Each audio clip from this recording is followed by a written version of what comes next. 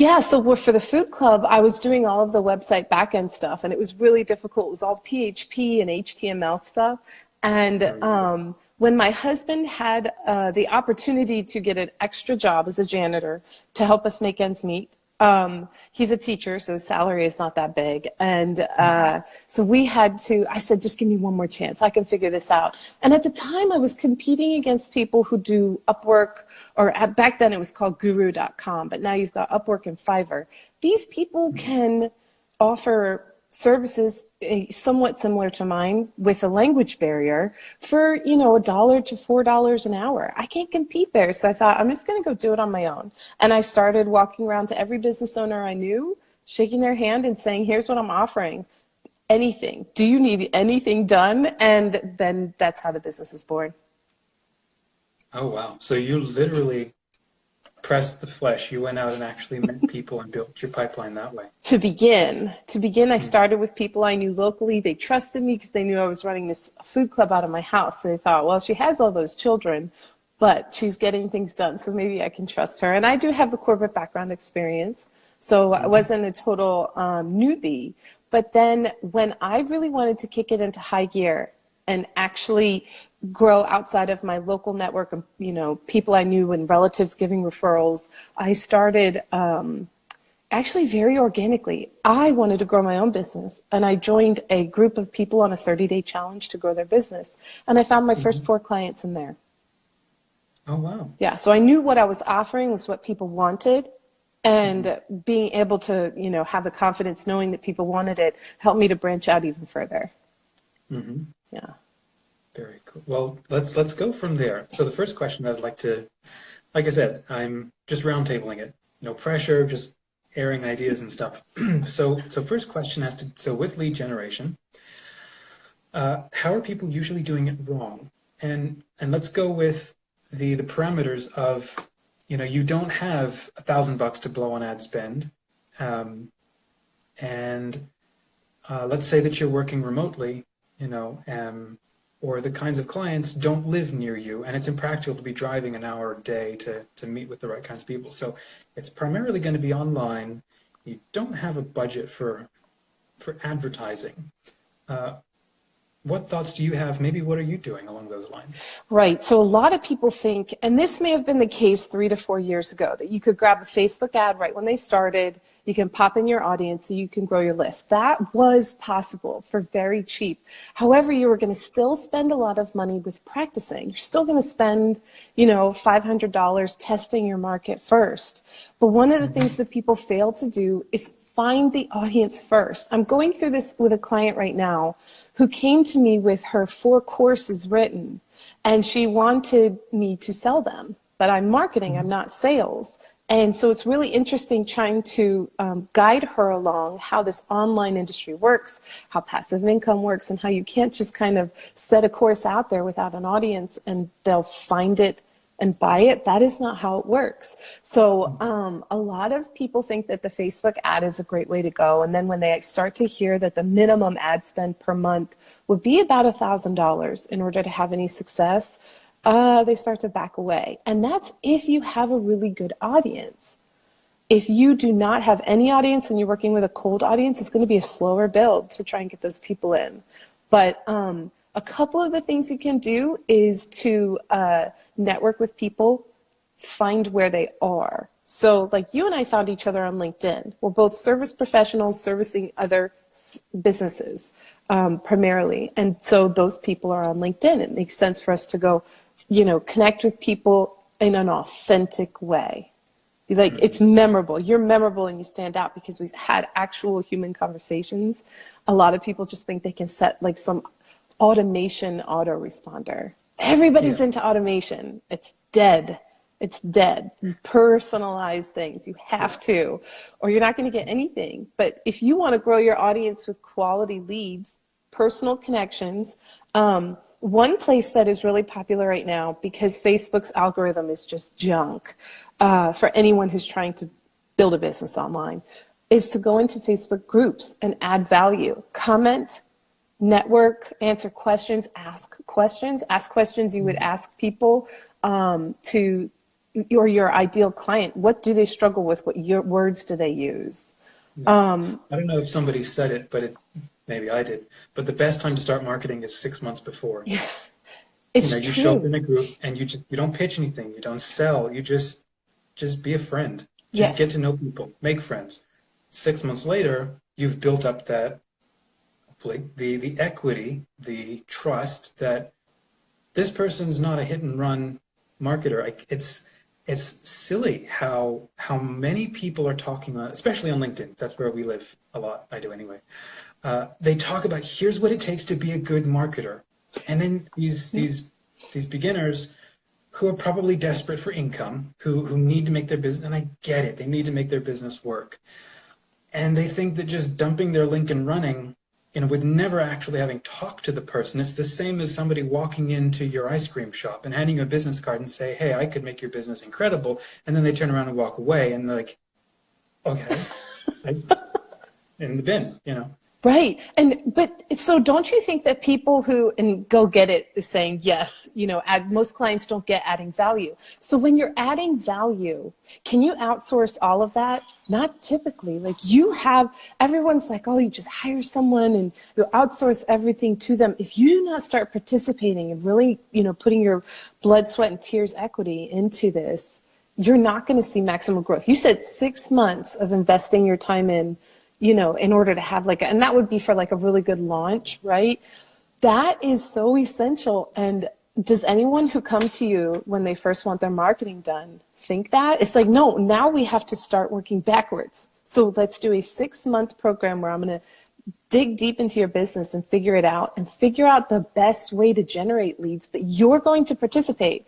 You're going to put some, blood on the table too. It's not just That's going the to be thing. me. I can't do You it can't alone. outsource your marketing. I think that's the thing. You can outsource advertising, but you can't outsource marketing.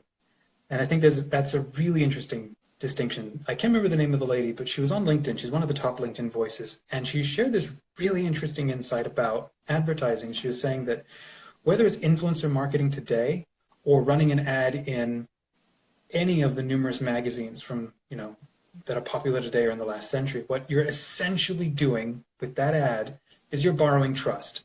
That influencer or that magazine has created an environment of trust with that audience. And you're stepping in there and paying for access to that audience. Yeah. So you're borrowing that trust. Same sort of thing with advertising is if you don't have any of that trust built up, you then have to start going around and trying to find it. But it's not marketing. Like I said, you can't throw money at something and really expect it to work if your existing clients aren't excited to talk about you. Like basically, if your service isn't amazing, Yes. then you're going to have a very hard time putting lipstick on this pig. Well, and you want to hear from your existing clients what it is that serve them best about what you've done for them. And you can take that and you can start to kind of package that up, and you can get a team and you can outsource your brain by putting things down or speaking to someone. If you speak better but you don't write well, you can talk to someone, weekly meetings, a team could come in and take what's in your brain and bring it to the world, your expertise on your behalf. But it's not like a set it and forget it kind of thing. Now you could go to any, place and find a marketer and you could pay them, $3,000 to $5,000 a month or $100 or $200 a month. You're not going to see a return unless there's really some strategic move forward, and they have to understand your industry as well. If you're just trying to, generate leads for whatever, you've got to have someone who's like, well, you're, for me, I work with a lot of lawyers, attorneys, and spa, estheticians, local businesses. I get that market and how to bring people through the door, and it's different for all of those. And there's different strategies, but it can be done. It's just, setting up all of these systems to work. And then it's like you're not casting a wide net, but you're setting kind of little traps along the way. So when the perfect person lands on your site, let's say for an attorney, let's say, so for a divorce attorney specifically, Bob or Susie's up at 3 in the morning. They're disturbed, depressed. You know, they've got children. They're about to get a divorce. They don't know what to do. They don't want to tell any of their friends either. So they're not going to ask their friend for a referral always. Some of them might confide and ask a friend for a referral. So there's one lead generation system, is referrals. So by the way, stay in contact with all of your past clients. Consistently put yourself in front of them. Maintain communication. Ask how you can help. Call them, whatever. Or an email system of newsletters. Secondly, Bob or Susie at 3 in the morning, if they landed on your page through Google Business, because you had a really good listing on there, or if your SEO is pretty on point and they find your website, if they're not quite ready to take the plunge and they don't give you their information, you will never hear from them again. They will not remember what string of searches and clicks brought them to your website. You have to have a lead capture system on your site.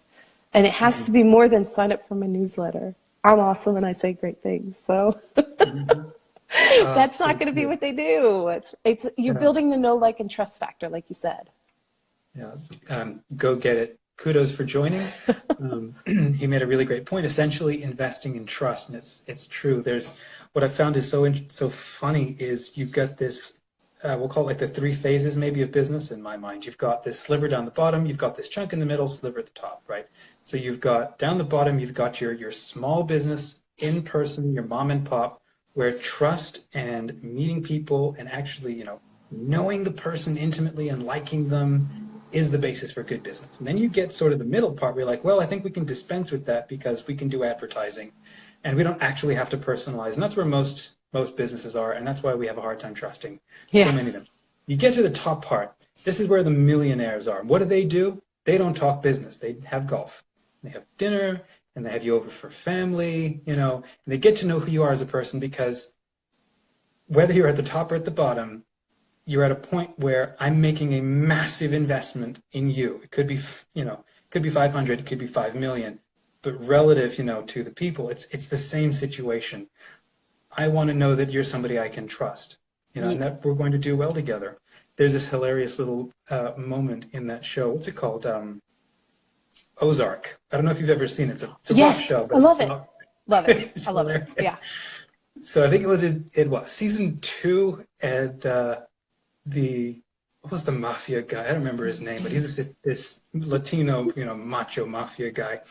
And then he pulls the hero over and he says, that guy, he never stops talking about business, right? Even when we're out here having golf, that's how you know he's not somebody you want to work with. Right. And that mentality is that's how I approach, like coming to LinkedIn or like that sort of 6-month process. You start now not talking about business, get to know the people. Obviously, it's a massive investment. We're talking huge thinking ahead. So if you need to do it in the short term, what are some things that have worked for you? Okay, so if we're not talking about the 6-month build-up and the constant commenting on people's posts and inbox, marketing, that is something that, like, I personally don't have the time for. I've got my agency, I've got my subcontractors, they have to get paid. So I got to get down to, work majority of the day. One thing I've been very bad at over the years is building my own business, like taking the time to really focus on building it, my own leads. So that is something that if you have the ability to kind of do both, it's so great. But if you're just kind of getting out there, so I wrote some things down. One thing that if you were ever to invest in Facebook ads and you have a list of people, so let's say you have a few leads, and you know that these leads could turn into potential buyers. You could run Facebook ads just to them, specifically just to them. LinkedIn, I think it's like maybe 10 times the cost, maybe even more. So LinkedIn ads is still a really tough market. That's going to be for like your big, Mercedes can run LinkedIn ads, where the rest of us are not really going to play in there very often. But on Facebook, if you have the people's email addresses, you can upload a list of emails and start to send them ads. Make sure that you email them, but 30% open rate standard. Go ahead and send them a Facebook ad as well that gets you in front of them consistently. And then a lead magnet. So you put a lead magnet on your website that speaks to your ideal buyer and what they might be interested in. There is basically the easiest way to create a lead magnet is to do free consultations with people. What do they ask you? Write down all the answers to those questions, put it in a format that can be consumed, and put it out there. You're going to get some people who are interested who stumble on your site that way. If it's really popular, get an ad running to it. Again, you're going to be paying for that. But so one of the best ways on Facebook, on LinkedIn, obviously, we talked about where you're commenting on people's posts, you're connecting with people, you're adding, value to what they're already doing. And on Facebook, in groups, that is going to be where the people are, where you can start to connect with people, talk to people in there, find groups where your ideal buyer lives, getting on podcasts. So like kind of what you and I are doing here, if people do a Facebook Live show, let them know you're interested by adding value. Referrals, asking your existing or past clients for referrals, or going out to lunch with people, going out to coffee with people. Sometimes, the lawyer thing. So for lawyers, if you're a lawyer specializing in like employee litigation, someone comes to you and they're like, I need a divorce attorney because I don't know anything about the law world. Refer me to someone. Then go ahead and make sure that the attorneys in town all know you, and they will refer people to you. Last thing is a reputation management system. You have to have a way for people to offer their feedback that is good before you only get bad feedback. A lot of people will take the time out of their day to tell people when someone has done them wrong. But people will not leave reviews always if they've had a great experience with you. So if you ask people up front and you grow those reviews, to be just, really honest from the heart and helpful, then when people are searching for you, you're automatically going to stand out. Mm-hmm. Those are some tips. I'm sure I have more. No, I'm sure we could go on for ages. I know we could. It's a business that we think about. And just speaking of reviews, there's this guy that I love following. His name is Andrew Davis, and he had a video he put out as one of his Loyalty Loop series, talking about the honeymoon moment, which is the best moment to capture that review. It's when it's before the glow has faded from how wonderful the experience of the service was, or the event, or the delivery, or whatever. Don't wait too long, but pay attention to after you've delivered it, they've had time maybe to use it, maybe get some great feedback from people. That's when you want to be asking for the review, when they're really excited, because you want those happy, emotional reviews. You don't want the 2 months later, yeah, I think it was awesome. What did you do for me again? It's so true. So that can be hard for people who provide a consistent service to, like for me, my packages are monthly. So people are kind of always on the train. And so it can be hard to kind of figure out exactly when, but the sweet spot for me seems to be about 3 months in. Just ask, how's everything going? And you can kind of read their tone. If they're happy and emotional about it, that's a good time to go ahead and, if they can identify what it is that you've done for them that's changed it for them, that's the time to ask them for the review, because it's going to be honest, heartfelt, and it's going to be descriptive. Right. And also they have the experience of working with you. Right. So like for us, we're both in websites, and then there's, support or marketing. I would imagine you'd want to review after the website process. Yeah. Right. And then I would imagine 6 months later, or, a year later or something, but certainly then go back and say, okay, now we've spent this much time together. How have you enjoyed the relationship, the support, or how has the marketing been? To my mind, you get twice as many reviews that way on your Google profile. Or Facebook or whatever, instead of just the one and then never asking again. But it's a huge opportunity for feedback. And of course, if you're really, committed to transparency and honesty and whatever, asking them, don't just leave a great review, but I really want feedback. Perhaps give me one area where I can grow, where we can do better together. And then, hey, that's going to be public, of course. But that gives you then a chance to respond, and then in the next 2 days, demonstrate, here's how it's changing. And here's how we're becoming an even stronger company. Yeah. And now it's on record. So that's a positive thing. Yeah, for sure. Good deal. So for somebody who doesn't have a budget, and for somebody who's working remotely, what would be one top tip that you'd recommend? So obviously, getting people to your website is the thing.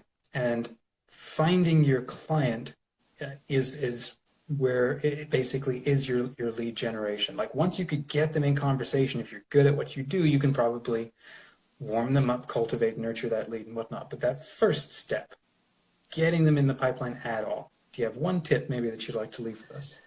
Well, first get clear about who it is you're helping. If you're not clear about who they are and what it is about them that makes them tick or what their business goals are or struggles, it's going to be hard to have a conversation. But really, once you can figure out where they live, starting to send inbox messages that are really honest, tailored toward them, and then even making it a point, like I connected with this person. If you have like an Excel sheet, connect with them again, or make it a point to go and comment on their posts or read their articles, or just cultivate a relationship of giving. The more you give, the more you're going to get. And that doesn't especially if you're starting up and building your list, you're going to see that people are going to take notice of that. Mm-hmm. They'll remember you.